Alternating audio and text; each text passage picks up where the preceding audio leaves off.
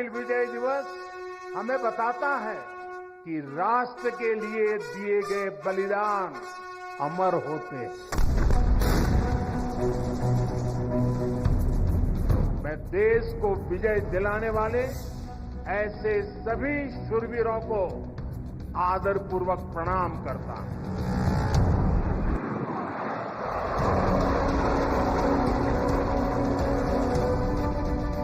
आवाज पहाड़ी के उस पार सुनाई देनी चाहिए। भारत माता की, भारत माता की।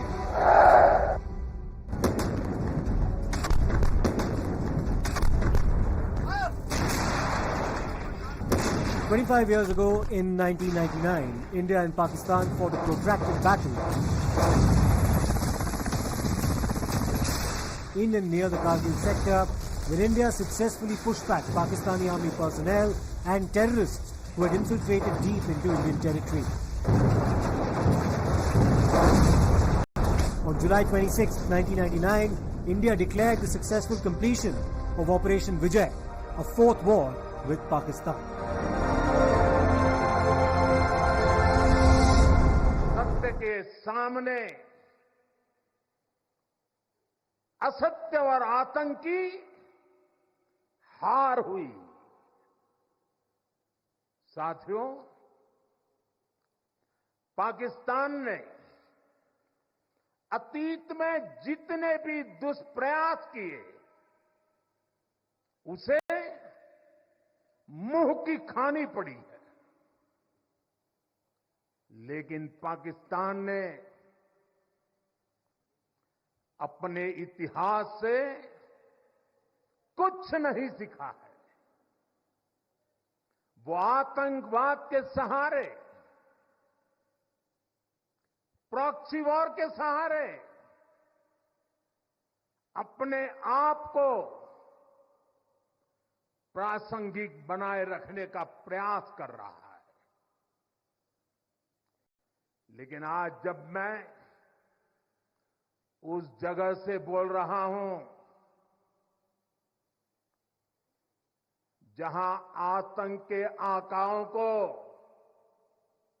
मेरी आवाज सीधे सुनाई पड़ रही है, मैं आतंकवाद के इन सरपरस्तों को कहना चाहता हूं कि उनके नापाक मंसूबे कभी कामयाब नहीं होंगे।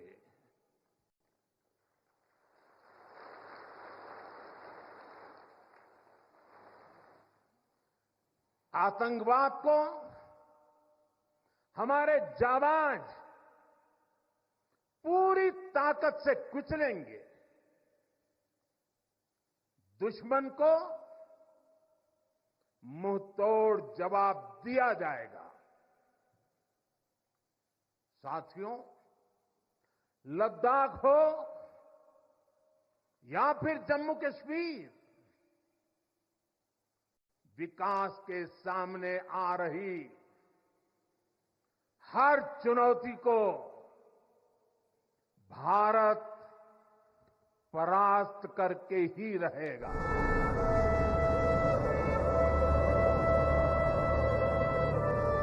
$527 Indian soldiers died in the Kargil war. More than 1,300 were injured. Some had been captured and brutally tortured by the Pakistani army as well.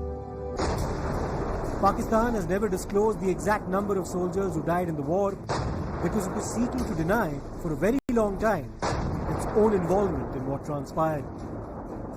Estimates vary, but more than 3,000 Pakistani soldiers were known to have been killed. At one stage, Pakistan was even unwilling to accept the bodies of its war dead to deny any participation in the war. All those efforts failed and Pakistan stood completely exposed.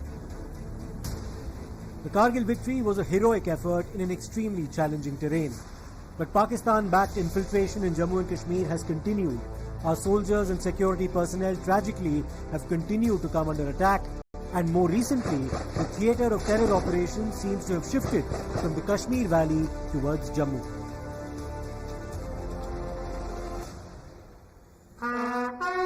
But the commemoration of Kargil Vijay Divas each year is important and significant because not only is it a reminder of the sacrifices our soldiers have made and continue to make to protect our borders and the sovereignty and integrity of our country, but also the challenges we continue to face on the national security front and the external threat that remains. Prime Minister Mr. Narendra Modi visited Dras in Ladakh on the occasion of Kargil Vijay Divas. आज लद्दाख की ये महान धरती कारगिल विजय के 25 वर्ष पूरे होने की साक्षी बन रही है। कारगिल विजय दिवस हमें बताता है कि राष्ट्र के लिए दिए गए बलिदान अमर होते हैं। दिन, महीने, वर्ष, सदियां गुजरते हैं, सर्दियां भी गुजरती हैं, मौसम भी बदलते हैं, लेकिन राष्ट्र की रक्षा के लिए अपनी जान की बाजी लगाने वालों के नाम अमिट रहते हैं। And Times Now Sahil Suhail was there to witness what happened.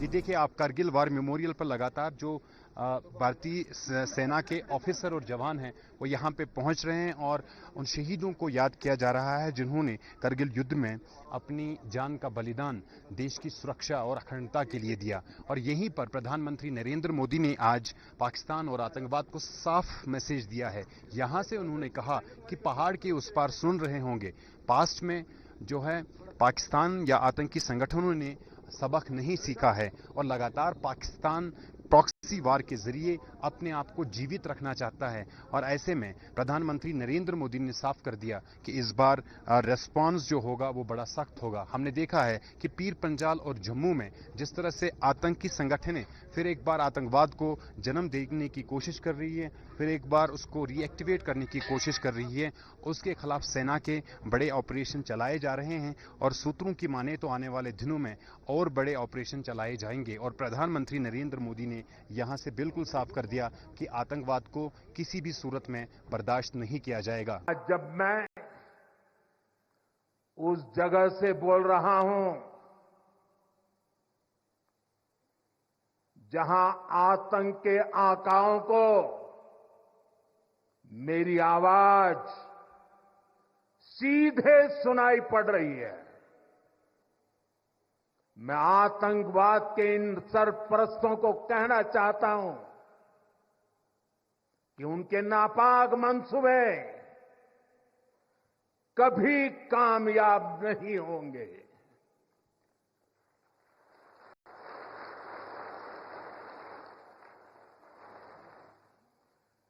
आतंकवाद को हमारे जाबाज पूरी ताकत से कुचलेंगे, दुश्मन को मुंह तोड़ जवाब दिया जाएगा। सर, आज कारगिल विजय दिवस है, उन शहीदों को याद किया जाता है जिन्होंने अपनी जान जो है देश के लिए कुर्बान की। प्रधानमंत्री नरेंद्र मोदी आज स्वयं पहली बार इस समारोह में शामिल हुए, क्या कहना चाहेंगे? आपने प्रधानमंत्री साहब की स्पीच तो सुनी है, हर एक वर्ड उनका दिल से निकला था, इससे ज़्यादा और क्या हो सकता है। जो उनकी इन्वॉल्वमेंट है वो सिर्फ उनकी वर्ड्स में ही नहीं, उनकी डीड्स में भी है। जितना कुछ आर्म फोर्सेस के लिए किया गया है जब से यह सरकार आई है और प्रधानमंत्री जी आए हैं, अब तो जानते ही हैं कि जब भी कोई समारोह होता है या कोई सेलिब्रेशन होती है, independence day, Republic day, Diwali, Holi, वो हमेशा बॉर्डर पे जाके जवानों के साथ मनाते हैं। तो ये कोई सिंपल बात नहीं है, specially for a political leader. So I think this has been the greatest inspiration to the troops. और जिन्होंने बातें कही हैं, जो फ्यूचर वो बता रहे हैं, जैसे आत्मनिर्भरता, troops के लिए, various other benefits. I think it's remarkable. So, what about this statement he made about Pakistan or terror networks? He was on front line here in Dras. He said that they might be hearing him very loud and clear. Yes, absolutely. There's no doubt about it. What a better message to give from the Prime Minister on the line of control. It's difficult for a politician to dare such a thing. And he's so very right. थोड़ा बोल रहे, वो सुन रहे सब कुछ, TV भी देख रहे होंगे, और इससे अच्छी चेतावनी नहीं हो सकती है कि अगर प्राइम मिनिस्टर यहाँ पर आ सकते हैं और योद्धाओं के साथ इतना उनका प्रोत्साहन कर सकते हैं, तो दुश्मन को संभल के रहना चाहिए। जो टोलोलिंग की पहाड़ियां हैं, इन पे आपकी यूनिट थी, तो उसमें भी थोड़ा सा हमारे दर्शकों को बताएं किस तरह की चुनौतियों का सामना करना पड़ा। चुनौतियां बहुत थी। ये युद्ध 22 दिन चला, तब दुश्मन के बारे में खबर नहीं थी, उसके हथियार के बारे में खबर नहीं थी, तैयारी के लिए समय कम था, एक्लेमेटाइजेशन ट्रूप्स नहीं थे। उसके बाद भी भारतीय सेना लड़ी और हमने 12 और 13 जून को 18 कैनेडियंस ने और 2 राजरिफ ने मिलकर इसके ऊपर फतेह हासिल की। और चैलेंजेस तो रहते ही हैं, ऑपरेशनल चैलेंजेस रहते हैं, लॉजिस्टिक चैलेंजेस रहते हैं, टेरेन के चैलेंजेस हैं, एनिमी के चैलेंजेस हैं। तो चैलेंजेस तो बहुत है, लेकिन तोलोलिंग के बाद समझ में आया कि ये मुजाहिदीन नहीं है, ये रेगुलर्स हैं, और उसके बाद टाइगर हिल के लिए हमें कोई समस्या नहीं हुई। जी, तो प्रधानमंत्री नरेंद्र मोदी ने जो आज यहाँ से संदेश दिया, खास तौर पर पाकिस्तान को, और उन्होंने कहा कि सुन रहे होंगे पाकिस्तान और आतंकी संगठनें, और जो टेररिज्म है, आतंकवाद है, उसको बड़ा जवाब दिया जाएगा। इस मैसेज को आप कैसे देखते हैं? मैसेज यही, आप देखिए जिस तरह से साउथ ऑफ पीर पंजाल इन्होंने आतंकवाद की घटना बढ़ा दी है, और वो बड़ा क्लियर मैसेज दिया है कि ये प्रॉक्सी वॉर को ज़्यादा नहीं टॉलरेट किया जाएगा और इसका माकूल जवाब दिया जाएगा। और दूसरी ये बात अच्छी थी विकास के तौर पे लद्दाख और हिमाचल के लिए कि जो श्रृंखला टनल का जो उद्घाटन है वो भी उन्हीं के हाथों से आज यहाँ पे हुआ, जिससे सामरिक दृष्टि से देश तो मजबूत होगी, सेना मजबूत होगा, साथ साथ में लोगों का टूरिज्म पॉइंट ऑफ व्यू से भी विकास होगा। दशकों बाद कश्मीर में सिनेमा घर खुला है।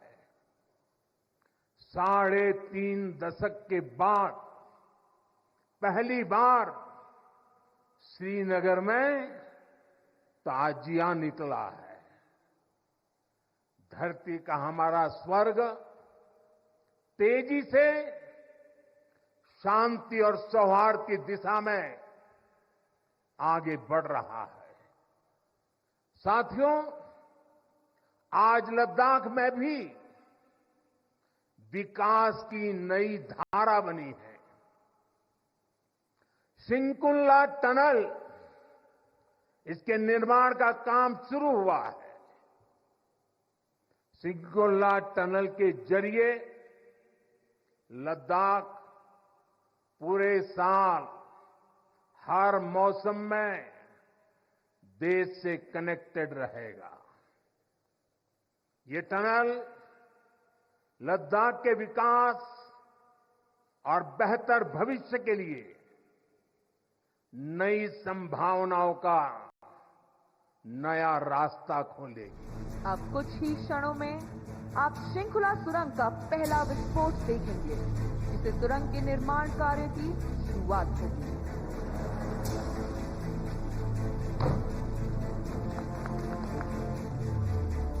Suhail also spoke to Tashi Namgyal, the man who first spotted Pakistani intruders on Indian territory and alerted the armed forces. मेरे साथ ताशी नामग्याल है मौजूद है, जिन्होंने सबसे पहले काले कपड़ों में उन पाकिस्तानी जवानों को देखा था जिन्होंने हमारी फॉरवर्ड पोजीशंस पे कब्जा किया था। ताशी नामग्याल जी हमारे साथ बातचीत के लिए मौजूद हैं। सर, थोड़ा सा पीछे जाएंगे पहले और हमें बताइए कि 3 मई जिस तरह भारतीय सेना को ये जानकारी मिली थी, आपने क्या देखा था और क्या किया फिर आप? जी, मेरा यहाँ गुम हुआ था सर, यहाँ घूमने से फिर मैं यहाँ को ढूंढने गया था। तो ये रिपोर्ट मैंने 99 मई 2 में दिया था 3 पंजाब को, तो हमारे 3 पंजाब सीओ को दिया था, बख्शी साहब को।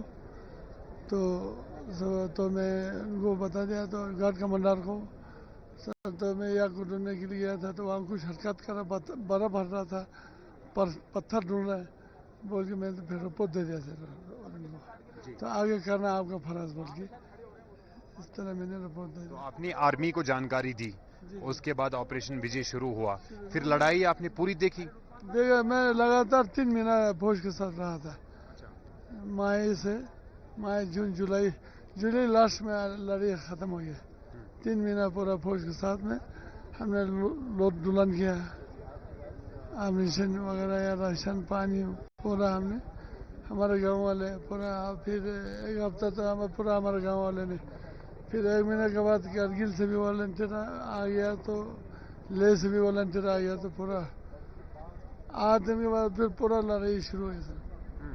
पहले पाकिस्तान वालों ने फिर किया था आल्टी का। फिर आज प्रधानमंत्री नरेंद्र मोदी यहाँ पे थे, उनसे मिलकर आपको कैसा लगा? बहुत अच्छा लगा सर, बहुत खुशी हुआ। मगर आगे सामने मिलके बातचीत बोल नहीं सका ना, जल्दीबाजी में हो गया सर। सेना ने, फौज ने आपको तब से अब तक किस तरह सम्मानित किया है? किस तरह के?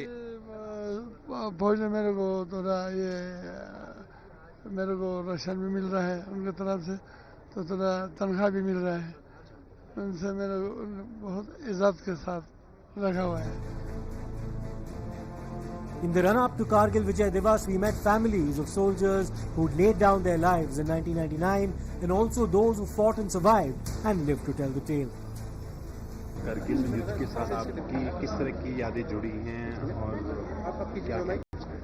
मेरे फादर सुबेदार कृष्णनाथ नारायण घाटगे कारगिल वॉर में शहीद हुए। उनका 110 बॉम्बे इंजीनियरिंग ग्रुप, उसमें ब्रिजेस बनाना और अपने यूनिट को साथ लेते रहते ऑपरेशन में, बहुत सारे ऑपरेशन में वो सम्मिलित हुए। ऑपरेशन विजय, ऑपरेशन रक्षक, ऑपरेशन पवन, सब में थे। बहुत कारगिल वॉर में जैसे हमें पता चला, हम छोटे थे क्लास 9th में, तो पता चला जैसे कि यहाँ पे वॉर छिड़ गया, लेकिन हमें इतना तब तक मतलब इतना था नहीं। कहीं कहीं टीवी रहता था, घर में भी टीवी रहता था, लेकिन एज सच पता नहीं होता था कि क्या चल रहा है एग्जैक्टली। छोटे थे जब, और खबरें आती थी शहीद हो गए, ये हो गए। हमें भी खबर मालूम पड़ी कि शहीद हो गए, लेकिन उनका घर तक पहुंचने तक, खबर मिलने तक 9 डेज ऑलमोस्ट गए थे। तो उसमें फिर बॉडी अपने घर तक नहीं आई थी पापा का, तो यहीं पे चंडीगढ़ में उनका लास्ट राइट किया और पूरा सम्मान के साथ। उनका मम्मी थी, मेरा टिकट था लेकिन मैं आ नहीं पाई, क्योंकि उन्होंने बोला कि कोई जिम्मेदार पर्सन चाहिए, गांव से बाहर जा रहे हैं। तो अंकल जी थे, तो बहुत उन्होंने मतलब वो बताते थे कि यह ऐसे वैसे, मतलब वॉर में ऐसे होता है वैसे। लेकिन पहले फ़ोन भी नहीं थे इतने, तो कैसे जो मिलता था इन्फॉर्मेशन लेटर के थ्रू, लेटर लिखते थे। तो यहाँ से पापा का जाने के बाद जो लेटर्स यहाँ से लिखे थे, जो ये किया था उन्होंने। इवन उनका जब छोड़ने आए एक बंदा आफ्टर वॉर, ये ऑपरेशन विजय वगैरह होने के बाद, जब भी उनका सामान देने आए, तो उसमें सारा मतलब खाना भी वैसे ही था, टिफ़िन मतलब बिल्कुल खोल के जस्ट बंद करके, कपड़े जो धोने हैं वो उन्होंने ऐसे बांध के रखे थे। वो सारा सामान, एक एक चीज़ देखते थे, घड़ी वगैरह सब कुछ। तो हमें ऐसे मतलब लगता था कि नहीं अभी आ जाएंगे, अभी रख के गए, ऐसे करके।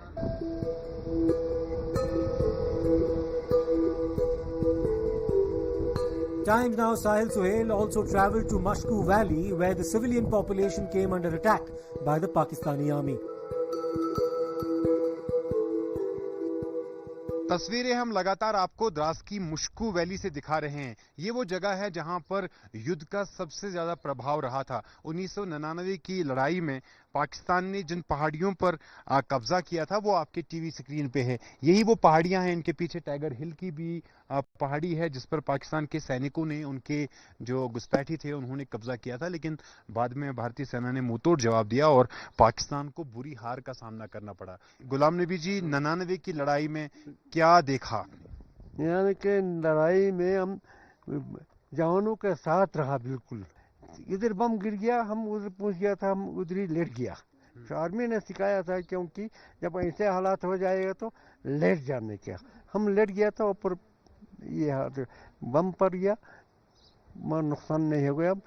फिर टाइगर हिल से एक आदमी मर गया था, उसको लेकर हम रातों रात यहाँ वापस आ गए। यहाँ पे 99 की वार हुई थी, जब तो पहले हम बच्चे थे, कम से कम 14-15 ईयर्स के थे हम। तो हम इंडियन आर्मी वालों के साथ चले गए। तो हमारे जो है ओल्ड फादर वगैरह, मदर वगैरह जो है उनको शिफ्ट किया गया था यहाँ से सांकू साइड पे। तो बहुत ही अच्छे साथ दिया हमने इंडियन आर्मी वालों ने, और आर्मी वालों ने हमारा भी बहुत अच्छा साथ दिया। तो हम इंडियन आर्मी का शुक्रगुजार हैं जो कि इस मंजिल में हमें ला के छोड़ दिया। आज भी वही काम कर रहे हैं। आप जरा दिखाइए कि किस तरह ये आपके अंडरग्राउंड ब्रैंकर्स होते हैं, और 1990 में जो युद्ध यहाँ पे हुआ था, करगिल वार हुई थी, उस युद्ध में इन्हीं बैंकर्स का इस्तेमाल किया जाता था ना। ये आप देखेंगे ना, ये यहाँ पे एंट्रेंस है, ऊपर घर है, देखेंगे आप, और ये एंट्रेंस है। ये बंकर है सर, बंकर है, और इसके अंदर रहते थे हम। इसके अंदर कुछ आवाज नहीं आती, इसलिए खिड़की उड़की बंद कर देते थे एकदम। गोलाबारी जब आती थी तो उसका मतलब ये आ जाता था, मतलब रोशनी आ जाती थी ना, तो बच्चे डर जाते थे। तो इसीलिए इसके खिड़की उड़की सब कुछ बंद कर देते थे। Times Now's Yawar Shafi also spoke to Rifleman Manzoor Ahmed Mir, who recalled how our army recaptured numerous positions that had been occupied by the Pakistani army and the sacrifices that were made. I'm joining by the Mr. Manzoor Ahmed Mir. He is the veteran of this war. He was a rifleman when the Kargil war hits, and he's the person who fought very enthusiastically for his country, for us, for the nation to be safe on the ground. वहाँ पर जब हम गए, क्योंकि हमारे को एक चीज का टैक्स मिला कि भाई आप लोगों ने इस जगह पर दुश्मन ने कब्जा किया है, पॉइंट 4812 पर। तो उसको एक जल्दी से जल्दी उस चीज को कब्जा करने के लिए माइंड वाली गेम खेलनी थी, क्योंकि पहाड़ी एरिया था। अगर पीसफुल एरिया हो तो अलग बात होती, उसकी अलग तरतीब की लड़ाई होती। जो मान लो वहां की जो लड़ाई थी वो बड़ी डेंजर लड़ाई थी, हर चीज का सामना करना था, ठंडी का, बर्फ का, और जो एकोमोडेशन होता है, हवा नवा एकदम चेंज होना। यहाँ से आप 35+ डिग्री से आप जाकर के -0 पर जा रहे हो, तो उस टाइम पर आपकी सेहत के ऊपर इफेक्ट पड़ता है। लेकिन उसको उस टाइम पर इंसान ये सोचता है, नहीं, नेवर, मैं सब कुछ छोड़ देता हूँ। जो कि मुझे टॉक्स मिला है अपनी अफसर के दौरान, मैं अपनी मातृभूमि को, चाहे अपना जो भी होगा, मैं इस चीज को हासिल करूँगा।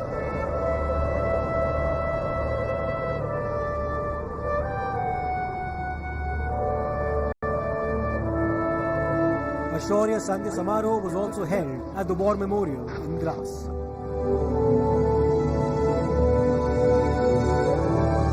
It's been 25 years. A lot has changed since, but a lot also hasn't. सेनाओं द्वारा लिए गए इस फैसले का हमने सम्मान किया है, और जैसा मैंने पहले कहा, हम राजनीति के लिए नहीं, राष्ट्र नीति के लिए काम करते हैं। हमारे लिए राष्ट्र की सुरक्षा सर्वोपरि है। हमारे लिए 140 करोड़ की शांति ये सबसे पहले है।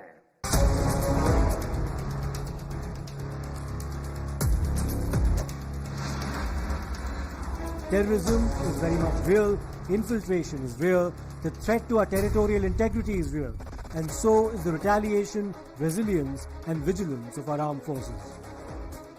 Jai Hind.